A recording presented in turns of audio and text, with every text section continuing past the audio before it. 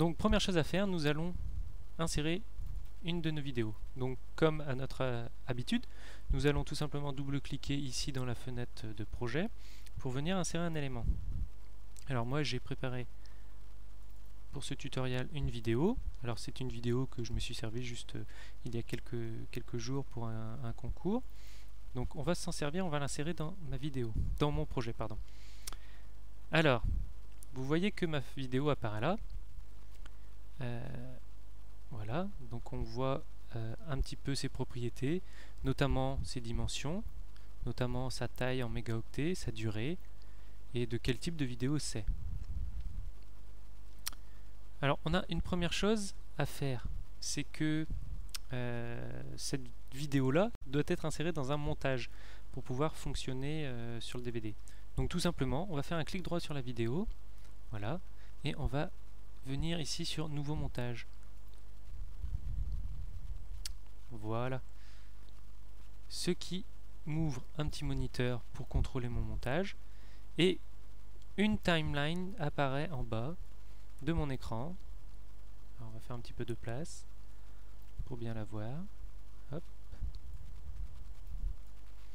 Voilà, une timeline apparaît en bas. Alors on ne va rien toucher du tout pour l'instant, ça sera dans la suite d'un tutoriel, dans un autre tutoriel, parce qu'aujourd'hui on veut faire un DVD tout simple qui démarre automatiquement avec une seule vidéo. Donc on peut fermer ici la fenêtre moniteur, elle ne va pas nous servir de toute façon. Par contre ce qu'on va faire, c'est qu'en venant sur notre montage ici, qui est ici, pardon, montage, on va venir définir juste un certain nombre d'actions. Alors le nom c'est pas bien important, on peut le laisser tel qu'il est. L'action de fin, ça veut dire que quand notre vidéo va être finie, qu'est-ce qu'on a décidé de faire?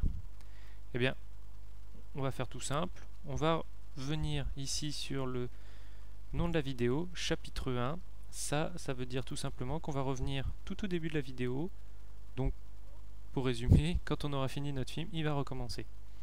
Vu qu'on n'a pas de menu, c'est pas plus mal finalement. Alors si vous voulez qu'il s'arrête tout simplement, eh ben, il suffit de ne rien mettre, tout simplement, de mettre arrêter, et à ce moment-là, ça va s'arrêter. Voilà. Donc le bouton titre, c'est ce qui permet en fait de revenir normalement au menu. Le bouton, enfin c'est le bouton titre de votre télécommande de lecteur DVD qui permet de venir au titre normalement, mais là qu'est-ce qu'il va faire? Bon, bah, on va dire qu'il revient au début du film. Mais on peut dire aussi qu'il va s'arrêter, et si on avait eu tout un tas de menus, aller à un certain menu. Donc l'audio, ben, on laisse l'audio numéro 1 par défaut, donc on n'y touche pas. Il n'y a pas de sous-titres. Voilà. Et si on va dans définir ici, il n'y a rien de spécial à rajouter, donc n'y touchez pas. Voilà, donc rien de spécial à faire ici. Donc nous, on a fait notre vidéo, il n'y en a qu'une, donc c'est elle qui va démarrer par défaut automatiquement là. Donc ce qu'il nous reste à faire, c'est de choisir son encodage. C'est ce qui va déterminer la qualité en fait de notre vidéo. Donc là sur un DVD, une vidéo de 47 secondes, je vous garantis que vous pouvez mettre la qualité maximale, qui sera donc une qualité quasiment DVD, hein, puisque c'est de la qualité DVD qui vient directement de notre vidéo DV. Alors ça peut-être que c'est important que vous le sachiez. Ma vidéo que j'ai insérée ici, c'est une vidéo que je n'ai pas compressée en DivX ou quoi que ce soit, c'est directement ma vidéo en DV. En DV AVI qui sort de mon montage de mon montage vidéo. Donc, clic droit, paramètres de transcodage, vous avez tout un certain nombre de choix. Alors quand vous approchez l'heure et demie de vidéo, ou oui, c'est à peu près l'heure et demie de vidéo, 2 heures de vidéo, faut faire attention à ces qualités là, puisque évidemment plus on choisit une qualité haute, plus le fichier prend de place sur notre DVD. Donc là je vais prendre tout simplement celle que j'aime prendre à l'habitude, c'est le PAL Progressive High Quality 7 mégas VBR 2 passes.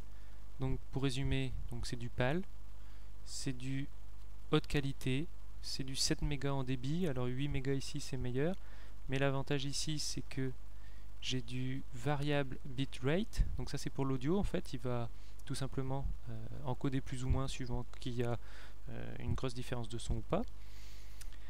Donc ça prendra moins de place que du constante, mais ça va prendre plus de temps à se faire. Et j'ai deux passes, comme quand on fait un DivX. La première passe permet de bien calculer tout ce qu'il faut, la deuxième permet de faire le transcodage de la meilleure manière qui soit.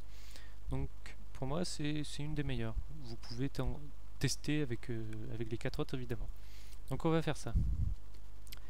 Le fichier n'est pas transcodé, puisqu'il faut que je le compresse avant de lancer la génération de mon DVD. Donc ce qu'on va faire, et on va se retrouver juste après puisque ça va mettre un petit peu de temps, je vais faire tout simplement clic droit, transcoder maintenant.